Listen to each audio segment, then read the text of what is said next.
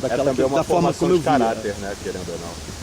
E Ajuda, penso né? que sim, ajudou mais ainda a formar o meu caráter dessa forma que eu compreendo, né? Perfeito. Alguém se espanta quando o senhor fala sobre esse seu lado da filosofia? Aquela Olha, questão preconceituosa e tal. ainda tenho preconceito. Por exemplo, aquele coronel era um preconceituoso contra o filósofo potencial. E aí quando eu digo filósofo, não estou falando do erudito. Eu não sou erudito, eu não sou intelectual, eu sou alguém que ama as ideias. E quem ama as ideias é filósofo nesse sentido, não é? Então, que ama o saber, e de fato eu amo, eu gosto, eu leio, eu tenho um livro de cabeceira o tempo inteiro. Ora eu estou lendo um pensador da esquerda, ora eu estou lendo um pensador da direita. Será que não está gravando? Não, tá sim, tá sim.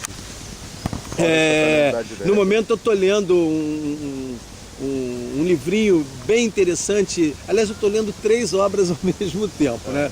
Eu estou lendo um livro que fala das guerras que precederam a guerra, as 2 grandes guerras, a Primeira e a Segunda Guerra, que são as guerras ocorridas na Europa, marcadamente proporcionadas pelo exército francês, e o livro chama-se Guerra Total. Interessantíssimo, mostra que o que houve de barbárie nessa época talvez tenha sido maior do que durante as 2 guerras subsequentes, a Primeira e a Segunda Guerra Mundial. Estou lendo esse livro que eu estou gostando muito. Eu estou lendo Por que Virei à Direita, que é do Luiz Felipe Pondé, que é com ele mais 2 pensadores. E estou lendo uma outra obra também recém-lançada por ele, que hoje eu acho um dos grandes pensadores do pensamento da direita, né, esse professor da USP, bastante interessante. E eu, como eu falei, eu estou sempre lendo alguma coisa, estou sempre tendo contato com as ideias, e nesse particular de ter contato com as ideias eu me julgo filósofo, tá? E as pessoas ora se chocam, ora me ridicularizam, ora me diminuem, mas eu não vou ficar prestando atenção nessas coisas, porque, como disse o Luiz Fernando Veríssimo, né, eu tenho que cuidar da minha saúde, da minha vida já tem muita gente para cuidar dela. o que é uma grande verdade, infelizmente, né? Aproveitando então, qual a sua concepção de cultura? É dicotômica? Pelo que eu entendi, deve ser no sentido de civilização contra a barbárie, ou é mais ampla? Olha, rapaz, eu acho que primeiro que a cultura, olha o que eu vou dizer, hein? A cultura é uma necessidade natural na existência das sociedades. E isso aí já é um problema, porque quando a gente fala em cultura, a gente está desnaturalizando qualquer coisa. Né? Se é a cultura, nós não podemos naturalizar, porque vai ter a cultura de um povo, a cultura de outro povo, de uma comunidade, de outra comunidade. Mas quando eu digo natural, porque eu até hoje não conheci sociedade sem cultura. Sem hábitos, sem sua tradição, sem seu folclore, sem sua repetição diária nas relações humanas, né? Sem suas conveniências. Então, eu penso que a cultura é uma necessidade natural. Não julgo, por outro lado, a cultura como a única fonte de explicação das sociedades. Marx quer explicar o mundo pelos processos de luta de classe. Os culturalistas querem explicar as sociedades e as verdades pelos processos culturais. Se a gente olha dessa forma, unicamente dessa forma, eu acho que nós empobrecemos as sociedades, nós empobrecemos a história. Como também eu penso diferente do Foucault, né, quando ele se remete tudo à história e poder. Eu penso que também a gente empobrece a existência humana, o florescimento da existência humana com esse entendimento. Então, minha visão de cultura é uma rigorosa necessidade, importantíssima para que nós tenhamos a zona de conforto diária. Você não tem que estar se reinventando a cada dia. Você pode sim, a cada dia, pensar em novos processos de aperfeiçoamento das relações humanas que vão se transformar em processos culturais.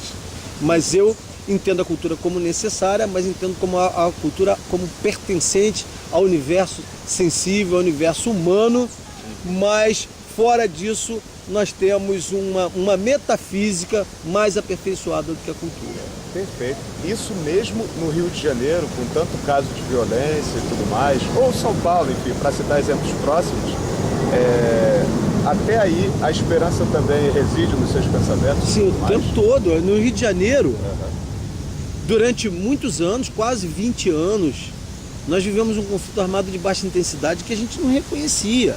Nós tínhamos grandes coletividades criminosas dominando outras comunidades, coletividades muito maiores, que eram os conglomerados pobres, as favelas, né? Porque quando a gente fala em 500 bandidos, nós estamos falando numa grande comunidade.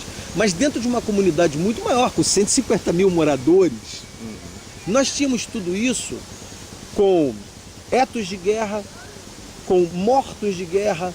Aqui, esses números não são números de segurança pública que nós vivemos nos últimos anos, com feridos de guerra, porque as armas que ferem são armas de guerra, são fuzis que disparam projetis de alta velocidade. Ora, e nós não mudamos esse quadro? Nós saímos daquela aposta ultrapassada de combater as drogas e combater as armas e resolvemos combater o que? A violência. E combater a violência significava entrar no território, resgatar, devolver para a população, e ao invés de destruir o criminoso, nós passamos a desconstruir sua ideologia de dominação e subjugação.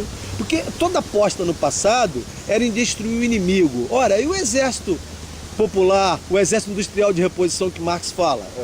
Só que lá era do criminoso. Você matava um bandido, tinha outro pronto para o lugar dele. E você ainda criava uma espiral de ódio. Porque se você mata alguém, você está matando um filho de alguém. Você está matando o irmão de alguém, o amigo de alguém, o igual a alguém, porque reside naquela coletividade. Então, nós viramos essa página. Claro que a página está sendo virada, ainda não está encostada. Um dia nós vamos ter a cidade totalmente pacificada.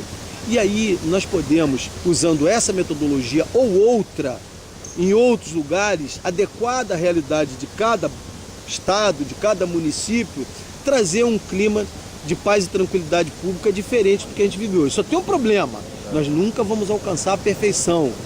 A perfeição está no suprassensível, tá? Não está neste mundo que nós vivemos. Neste mundo que nós estamos vivendo, né? Nós estamos convivendo com o ser humano e a sua talvez perfectibilidade. Mas essa perfeição até hoje nós não encontramos aqui na Terra. Então, mal comparando, até por conta da sua experiência, existia uma cultura de barbárie dentro desses locais, né? Existia.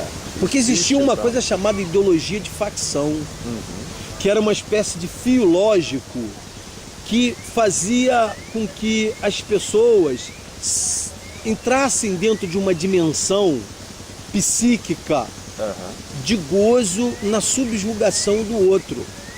Quase como um sadismo, né, digamos assim. O sadismo era um dos ingredientes. Na ideologia de facção, o que a gente encontrava? A subjugação do outro, o empoderamento sexual. Porque a questão da sexualidade está presente na nossa existência o tempo todo, e estava presente dentro daquelas estruturas de poder. Ora, se eu tenho pulsão sexual, né, e estou dentro de uma comunidade onde um vetor vai me permitir melhores conquistas, eu quero esse vetor. Ora, e que vetor era esse dentro das comunidades? Um brinquedinho chamado fuzil. Fuzil era uma extensão fálica do traficante. Aqueles traficantes, usando aquelas armas de guerra, eles conquistavam a atenção das garotas da favela e de fora da favela. Eles tinham o respeito de grandes comunidades.